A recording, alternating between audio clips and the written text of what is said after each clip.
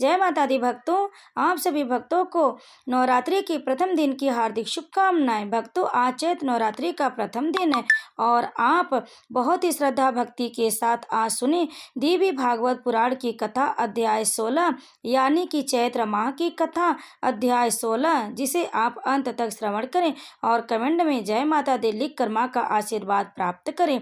भक्तों, आइए श्रद्धा और भक्ति के साथ नवरात्रि के आज प्रथम दिन पर हम सुनते हैं देवी भागवत पुराण की कथा अध्याय 16। प्रेम से बोलिए जय माता दी। हिमालय बोले, माता वह कैसी विद्या है जिससे मुक्ति प्राप्त होती है? महेश्वरी आत्मा क्या है तथा उसका स्वरूप क्या है, यह मुझे बताइए। श्री पार्वती जी बोली, तात महामती सुनिए, संसार से मुक्ति दिलाने वाली जो विद्या है उसके स्वरूप का मैं संक्षेप में वर्णन कर रही हूँ। बुद्धि, प्राण, मन, अहंकार और इंद्रियों से अलग शुद्ध और अद्वितीय चित्त स्वरूप आत्मा मैं ही हूँ, ऐसा पूर्णतः निश्चित है। जिस ज्ञान के द्वारा आत्म स्वरूप का संयम अवबोध होता है वही विद्या है और उसी विद्या को ध्यान भी कहा जाता है। आत्मा निर्विकार, विशुद्ध तथा जन्म मरण आदि से रहित है।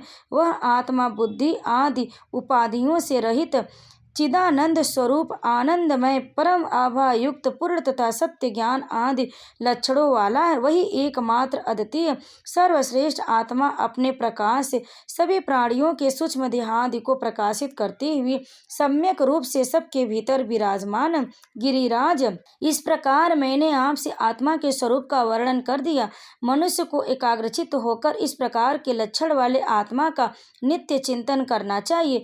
देह आदि अनात्म पदार्थों से आत्म बुद्धि का परित्याग कर देना चाहिए, क्योंकि वैसी बुद्धि राग द्वेष आदि दोषों का मूल कारण है। राग द्वेष आदि दोषों से दोष युक्त कर्म ही संभव है। उनसे प्राणी जन्म मरण की प्रक्रिया से निरंतर बंधा रहता। अतः शरीर आदि अनात्म पदार्थों में उन आत्म बुद्धि का परित्याग कर देना चाहिए। हिमालय बोले, शिवी, राग द्वेष आदि से पापात्मक अशुभ दृष्टि पैदा होता है, उसका परित्याग लोग किस प्रकार करें, इसे आप कृपा करके मुझे बताइए।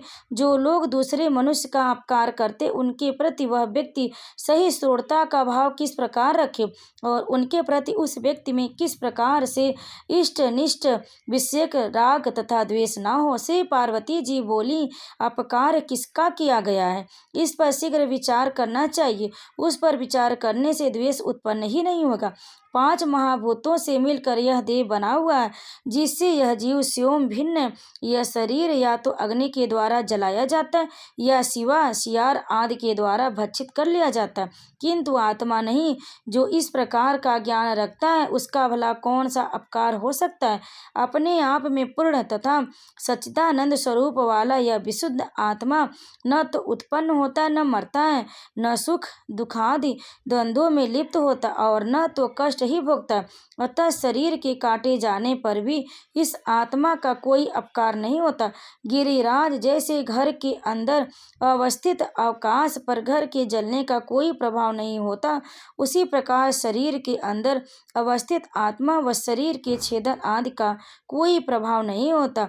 जो मारने में इस आत्मा को मारने वाला समझता और जो शरीर के मारे जाने पर आत्मा को मारा गया समझता, ऐसा सोचने वाले वे दोनों लोग भ्रमित चित्त वाले हैं, क्योंकि यह आत्मा न तो मारता है न तो मारा ही जाता है।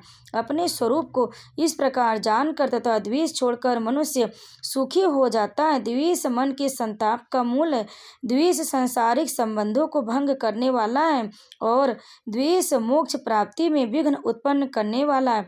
अतः प्रयत्न पूर्वक उसका परित्याग कर देना चाहिए।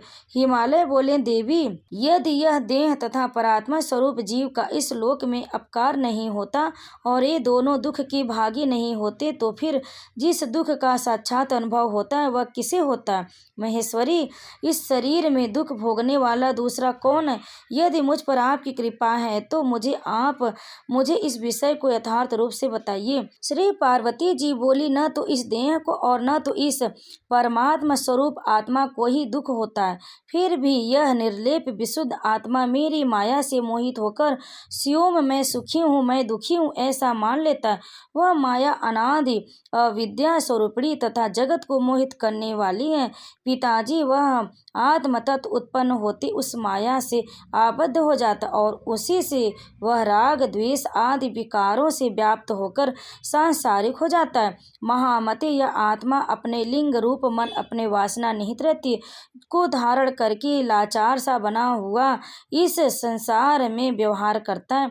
रक्त वर्ण के पुष्प के समीप स्थित शुद्ध स्फटिक उसके सानिध्य के कारण उसी के रंग से युक्त लाल प्रतीत होता, जबकि वास्तव में उसमें रंग विद्यमान नहीं होता। बुद्धि इंद्रिय आदि के सानिध्य के कारण आत्मा की भी वही गति होती है। मन बुद्धि तथा अहंकार जीव के सहयोगी हैं, तात अपने अपने कर्मों के अधीन होकर वे ही कर्म फल का भोग करते हैं।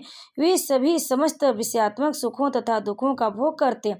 आत्मा भोग नहीं करता, क्योंकि यह आत्मा प्रभुता संपन्न विकार रहित तथा निर्लिप्त है। सृष्टि के समय यह जीव पूर्व जन्म की वासनाओं से युक्त अंतःकरण के साथ उत्पन्न होता और इस प्रकार यह जीव प्रलय पर्यंत सृष्टि में निवास करता। इसलिए महाराज विद्वान पुरुष को चाहिए कि ज्ञान विचार के द्वारा इच्छित तथा अनिच्छित पदार्थों की प्राप्ति में मोह का परित्याग कर सुखी हो जाए। देह मन के संताप का मूल है और यह देह संसार का कारण भी है। यह देह कर्म से उत्पन्न होता है और वह कर्म पाप तथा पुण्य भेद से दो प्रकार का होता है। राजेंद्र, उन्हीं पाप पुण्य के अंश के अनुसार जीव को सुख तथा दुख प्राप्त होते। दिन एवं रात की भांति इन सुख और दुख का उल्लंघन नहीं किया जा सकता। स्वर्ग आदि की प्राप्ति की कामना करने वाला विधान पूर्वक पुण्य कर्म करके स्वर्ग प्राप्त करने के बाद भी शीघ्र ही कर्म से प्रेरित होकर पुनः मृत्यु लोक में गिरता है। अतएव विद्वान को आसक्ति का परित्याग करते विद्याभ्यास में तत्पर रहकर तथा सत्संग करके परम सुख की अभिलाषा करनी चाहिए।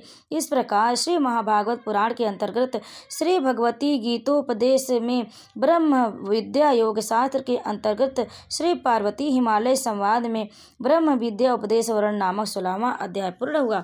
तो प्रेम से बोले माँ भगवती की जय। भक्तों, इस अध्याय को अंत तक श्रवण करने के लिए आप सभी भक्तों का बहुत बहुत धन्यवाद। आप सभी भक्तों को चैत्र नवरात्रि की हार्दिक शुभकामनाएं। प्रेम से बोलिए जय माता दी।